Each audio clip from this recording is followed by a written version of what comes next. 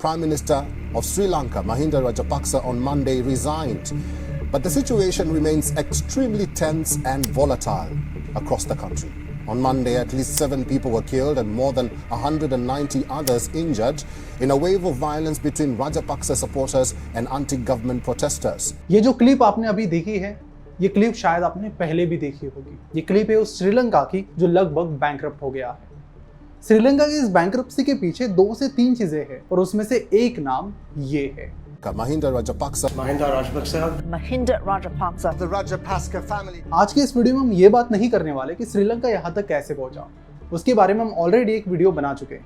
आज के इस वीडियो में हम बात करेंगे कि एक परिवार के पास देश के फॉरेन रिजर्व रिक्वायरमेंट से भी ज्यादा यानी 75,000 करोड़ रुपीस कैसे हो सकते हैं, वो भी तब जब देश आर्थिक संकट से जूझ रहा है। साथ ही एक ही परिवार के कैसे 40 लोग देश की बड़ी बड़ी पोस्ट पर है और साथ ही हम ये भी बात करेंगे कि कैसे उनकी गलत फाइनेंशियल डिसीजंस की वजह से वो अब फाइनेंशियली बैंकरप्ट हो गए।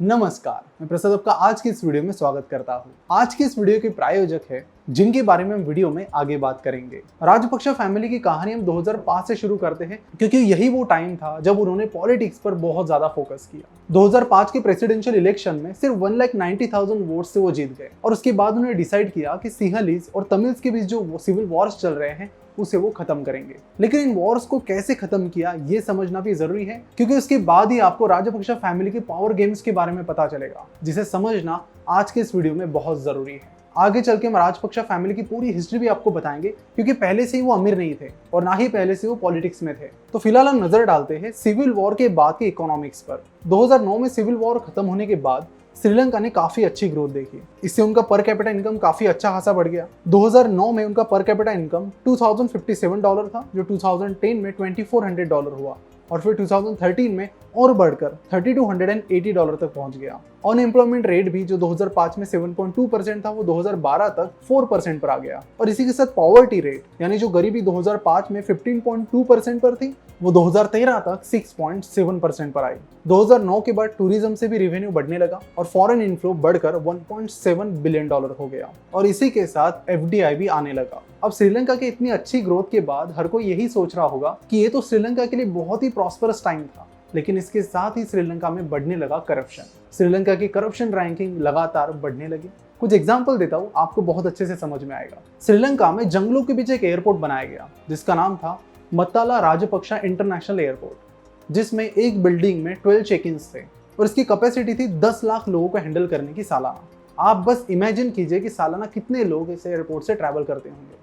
5 लाख, 1 लाख नहीं, हार्डली 4,000 लोग, और इसके लिए बिलियंस एंड बिलियंस डॉलर खर्च किए गए। बात सिर्फ यही पर नहीं रुकती है। इसके साथ ही Mahinda Rajapaksa international cricket stadium बनाया गया जिसकी कैपेसिटी थी 35,000 लोगों की और इस प्रोजेक्ट में भी 7,000 करोड़ रुपए खर्च किए गए और यहाँ से आउटपुट क्या है? कुछ भी नहीं। हम्बनतोता एयरपोर्ट की तो सभी बात कर रहे हैं। हमने भी बात की थी कि जब इस पोर्ट के लिए लोन लेने के लिए वो इंडिया आए तो इंडिया वालों ने कहा कि ये वायबल ही नहीं है, यहाँ से पैसा ही नहीं आएगा। उसके बाद वो यूएस चले गए। यूएस वालों ने बताया कि यहाँ से पैसा निकल ही नहीं पाएगा और उसके बाद ये रुके ही नहीं। इनको बड़ा कॉन्फिडेंस था अपने इस प्रोजेक्ट के ऊपर और फिर वो चाइना के पास गए और चाइना से उन्होंने लोन लिया। लेकिन आपको बता दो कि कॉन्फिडेंस राजपक्षा फैमिली को भी नहीं था उस प्रोजेक्ट पर, लेकिन बात कुछ और थी। इसके साथ ही कोलंबो पोर्ट सिटी प्रोजेक्ट बनाया गया जिसके लिए 450 एकड़ की जगह यूज की गई और करीब 10,000 करोड़ रुपए इसमें खर्च किए गए, जिसमें से 85% पैसा चाइना के एक्सपोर्ट इंपोर्ट बैंक से लिया गया था। हम देख रहे हैं कि श्रीलंका यहाँ पर इकोनॉमिकली कैसे फेल हुआ। हर दशक में कई सारी कंट्रीज फेल होती है तो कई सारी कंट्रीज इमर्ज होती है और स्ट्रॉन्ग इकोनॉमी बनती है। तो अगर आपको पता करना है कि वर्ल्ड इकोनॉमी साइकिल कैसे चलती है तो आप principles for dealing with the changing world order इस बुक की समरी हिंदी में सुन सकते हैं कुको FM ऐप पर, जो कि इंडिया का लीडिंग ऑडियो बुक प्लेटफॉर्म है विद ओवर 4.5+ रेटिंग्स। इस ऐप की कंटेंट लाइब्रेरी में 1000 घंटों से ज्यादा का कंटेंट अवेलेबल है और नॉन फिक्शन कंटेंट की भी ह्यूज लाइब्रेरी यहाँ पर है। और तो और यहाँ हर रोज नए ऑडियो बुक्स लॉन्च होते रहते हैं जो कि काफी इंपोर्टेनिंग होते हैं। बिजनेस से लेकर फाइनेंस तक wide range of audio books और बुक समरीज यहाँ पर अवेलेबल है, जैसे कि psychology of money, intelligent investors etcetera. Screen पर दिए हुए कूपन कोड FIN50 को यूज करने पर आपको इनका सालाना पैकेज 399 रुपीज में नहीं बल्कि 199 रुपीज में मिलेगा और ये 50% ऑफर सिर्फ पहले 250 यूजर्स के लिए एप्लीकेबल है। तो डिस्क्रिप्शन में दी गई लिंक पर क्लिक करके कुको FM ऐप जरूर चेकआउट करें और अपनी लर्निंग जर्नी शुरू करें। अब सवाल ये आता है कि अगर कोई प्रोजेक्ट वायबल ही नहीं है तो उसके लिए इतना खर्चा क्यों? और उसे समझने के लिए बीबीसी की एक रिपोर्ट आपको हेल्प करेगी जो बताती है कि महिंदा राजपक्षा के ब्रदर बसिल राजपक्षा को मिस्टर 10% कहा जाता है, क्योंकि जो भी प्रोजेक्ट ये बनाते हैं उसका 10% सीधा उनके पास चला जाता है। फिर वो प्रोजेक्ट वायबल हो या ना हो, 10% आ गया। तो राजपक्षा फैमिली ने हमेशा खुद का इंटरेस्ट आगे रखा है। प्रोजेक्ट वायबल हो ना हो फर्क नहीं पड़ रहा है, प्रोजेक्ट बड़ा होना चाहिए क्योंकि तभी तो बड़ा कमीशन आएगा। और यही बस लॉजिक था राजपक्षा फैमिली का। और उसी के चलते ये वर्थलेस प्रोजेक्ट्स बनाए गए जिनको बाद में बेचा जाने लगा। हम्बनटोटा एयरपोर्ट को 99 साल के लीज के लिए चाइना ने ले लिया क्योंकि उन्होंने लोन दिया हुआ पैसा वो रिकवर नहीं कर पाए। सेम चीज मत्तला एयरपोर्ट के साथ भी हो रही है और बाकी प्रोजेक्ट्स के साथ भी हो रही है। अब श्रीलंका की इस ऑर्गेनिक ग्रोथ से जब कंट्री को फायदा होना था, कंट्री के लोगों को फायदा होना था, तभी फायदा हुआ राजपक्षा फैमिली का। लेकिन धीरे धीरे लोगों को भी ये चीज पता चलने लगी और 2014 तक राजपक्षा फैमिली को समझ में आ गया कि अब लोगों को सब पता चल गया है और अब इलेक्शन जीतना बहुत डिफिकल्ट हो जाएगा। और उसी लिए राजपक्षा फैमिली ने कंट्री के जो टॉप कमांडर है, आर्मी ऑफिसर से उन्हें अपने घर बुलाया और उन्हें कहा कि आप कंट्री में इमरजेंसी डिक्लेयर कर दो ताकि इलेक्शंस टल जाएंगे और हम अगेन पावर में रहेंगे। लेकिन उन्होंने ऐसा करने से मना कर दिया, जिसके बाद 2015 में राजपक्षा फैमिली इलेक्शन में हार गई और फिर रनिल विक्रमासिंघे श्रीलंका के प्राइम मिनिस्टर बने, जो कि रिसेंटली भी प्राइम मिनिस्टर बन चुके हैं। अब इसी दौरान राजपक्षा फैमिली पर यह आरोप हुए कि करीब 45 करोड़ रुपीस उन्हें चाइना से मिले थे इलेक्शन की फंडिंग के लिए। साथ ही उन्होंने करीब $2 बिलियन इलेक्शन के तुरंत बाद दुबई में भेजे हैं, लेकिन इस पर कोई खास कार्रवाई नहीं हुई और राजपक्षा फैमिली का करप्शन जारी रहा। इसके बाद राजपक्षा ब्रदर्स ने SLPP पार्टी को ज्वाइन किया, जिन्हें उनके ही भाई बसिल राजपक्षा ने शुरू किया था और इस तरह वो अपोजिशन के एक लीडर बन गए। लेकिन पावर में आने के लिए भी राजपक्षा फैमिली को ज्यादा वेट नहीं करना पड़ा। हुआ ये कि 21 अप्रैल 2019 को ईस्टर संडे के दिन कोलंबो में 3 लग्जरी होटल्स और 3 चर्चेस को सुसाइड बॉम्बिंग का टारगेट किया गया, जिसमें लगभग 240 लोगों की मौत हो गई। और इसके बाद सिक्योरिटी को लेकर कंसर्न्स बढ़ने लगे और 2019 के इलेक्शन में राजपक्षा फैमिली ने लोगों को यही प्रॉमिस किया कि हम आपको और इस देश को बेटर सिक्योरिटी दे सकते हैं। और इसी प्रॉमिस के चलते वो अगेन पावर में आए। 2019 में महिंदा राजपक्षा फिर से प्राइम मिनिस्टर बन गए और उनके भाई बसिल राजपक्षा फाइनेंस मिनिस्टर। अब राजपक्षा फैमिली फिर से पावर में आने के बाद उन्होंने फिर से अपना काम शुरू किया और फिर से अनवायबल प्रोजेक्ट्स के लिए बड़े बड़े लोन्स उठाए गए। इतना ही नहीं, उन्होंने कई सारे अजीबोगरीब डिसीजंस भी लिए, जैसे कि वैट 8% से कम कर दिया और वहां के फार्मर्स को कहा कि अब हम फर्टिलाइजर्स और पेस्टिसाइड्स का इंपोर्ट नहीं करेंगे, आप बस ऑर्गेनिक फार्मिंग कर लो। लेकिन वो भी कुछ खास वर्कआउट नहीं कर पाई। और अब रिसेंटली रशिया यूक्रेन वॉर की वजह से जब क्रूड ऑयल की प्राइस तेजी से बढ़ने लगी तो उसे खरीदने के लिए गवर्नमेंट के पास पैसा ही नहीं था और इसके खिलाफ प्रोटेस्ट शुरू होने लगे। एक रिपोर्ट बताती है कि ये सारे प्रोटेस्ट बहुत ही पीसफुली हो रहे थे, लेकिन कुछ राजपक्षा फैमिली के सपोर्टर्स ने इन प्रोटेस्टर्स पर हमला करना शुरू किया, अटैक करना शुरू किया, जिसके बाद यहाँ पर वायलेंस होने लगा और चीज यहाँ तक आ गई कि प्राइम मिनिस्टर का घर ही जला दिया गया है। अब देखने के लिए तो ये दिखाई देता है कि महिंदा राजपक्षा ने रिजाइन किया है, यानी उन्होंने सरकार छोड़ दी है, लेकिन ये पूरी सही बात नहीं है क्योंकि उनके भाई गोटाबाया राजपक्षा अभी भी वहां के प्रेसिडेंट है और वहां के प्रेसिडेंट के पास ही सबसे ज्यादा पावर होती है और प्रेसिडेंट ही प्राइम मिनिस्टर को सिलेक्ट करता है। इस वीडियो की शुरुआत हमने 2005 से की, जब राजपक्षा फैमिली पावर में आई। वैसे राजपक्षा फैमिली पहले से ही पॉलिटिक्स में नहीं थी और ना ही पहले से वो अमीर थे। वो हम्बनटोटा के एक गाँव में रहते थे और कैसे वो नेशनल पॉलिटिक्स में आए, इसे समझने के लिए हमें प्री इंडिपेंडेंस एरा में जाना होगा। लंका न्यूज के एक पोस्ट के हिसाब से राजपक्षा फैमिली मलाक्का के कैथोलिक ओरिजिन से है। इसका मतलब उनका ओरिजिन क्रिश्चियन है और बाद में पॉलिटिकल गेन के लिए वो कन्वर्ट हुए सिंहलीज में।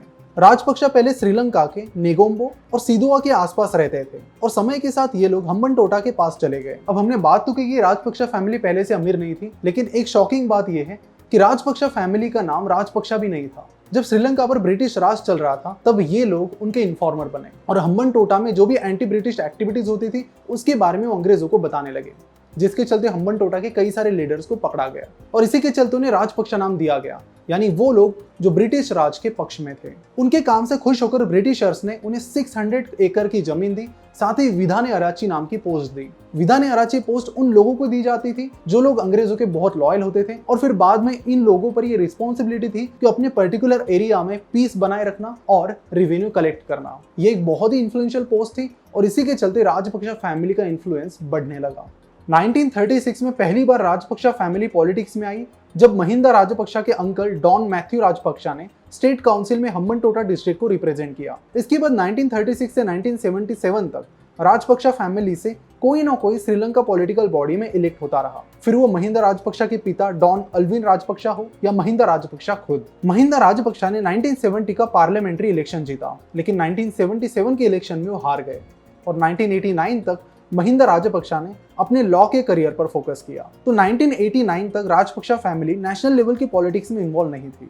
उस टाइम सेना नायकेस और बंडार नायकेस फैमिलीज नेशनल पॉलिटिक्स में इन्वॉल्व थी। लेकिन ये सब बदला 2004 के पार्लियामेंट्री इलेक्शन में, जिसके बाद महिंदा राजपक्षा श्रीलंका के प्राइम मिनिस्टर बने। पावर में आने के बाद राजपक्षा फैमिली ने डिसाइड किया कि अब हमें सिविल वॉर्स खत्म करने, जिसके लिए उन्हें दो चीजों की जरूरत थी। एक था पैसा और दूसरे थे लोग उन्हें अपने फैमिली से मिले। उन्होंने अपने भाई गोटाबाया राजपक्षा को यूएस से श्रीलंका में बुला लिया। गोटाबाया राजपक्षा एक एक्सपर्ट मिलिट्री पर्सन थे, जिन्होंने यूनिवर्सिटी ऑफ मद्रास से डिफेंस में मास्टर्स किया था, और श्रीलंका आने के बाद वो श्रीलंका के डिफेंस सेक्रेटरी बने। और जहां तक बात थी पैसों की, तो वो उन्हें अपने देश से ही मिल गया। यहाँ पर जानने वाली बात यह है कि कुछ एक्सपर्ट्स का मानना है कि ये मिलिट्री एक्शन राजपक्षा के पॉलिटिकल विन को कंफर्म करने के लिए था, क्योंकि वहां पर मिलिट्री एक्शन की जरूरत ही नहीं थी। ये एक्सपर्ट्स मानते हैं कि ऐसा इसलिए क्योंकि जब महिंदा राजपक्षा प्रेसिडेंट बने, तब एलटीटीई ने अपने एक सेपरेट स्टेट की डिमांड को छोड़ दिया था, और बस वो नॉर्वे स्पॉन्सर्ड सीज फायर के अग्रीमेंट के तहत एक ऑटोनॉमी डिमांड कर रहे थे। एक्सपर्ट्स का मानना है कि यदि अग्रीमेंट साइन हो जाता तो ये वॉर बहुत पीसफुली खत्म हो सकता था, जिसमें ना ही 40,000 लोगों की जानें जाती और ना ही हजारों करोड़ों का खर्चा होता। क्योंकि पिछले वीडियो में हमने बात की थी कि इसी दौरान श्रीलंका का डिफेंस बजट उनके टोटल बजट के 21% से भी ज्यादा था। तो ये सारी चीजें हमें ये बता दी है कि जो भी डिसीजंस राजपक्षा फैमिली ने लिए थे, वो अपने पर्सनल गेन और पॉलिटिकल गेन के लिए लिए थे। जिन पैसों से श्रीलंका की ग्रोथ होनी चाहिए थी, उन पैसों से राजपक्षा फैमिली की ग्रोथ होने लगी। और उस 10% कमीशन के लिए जो बड़े बड़े अनवायबल प्रोजेक्ट्स उन्होंने बनाए, वही आज उन पर भारी पड़े हैं, और उसी लोन को आज वो नहीं चुका पा रहे हैं। यही कुछ कहानी है श्रीलंका की। तर तुम्हाला हा व्हिडिओ कसा वाटला खाली कमेंट करून नक्की कळवा, और ऐसे व्हिडिओज के लिए जरूर हमें सब्सक्राइब करके बेल आइकन पर क्लिक करें।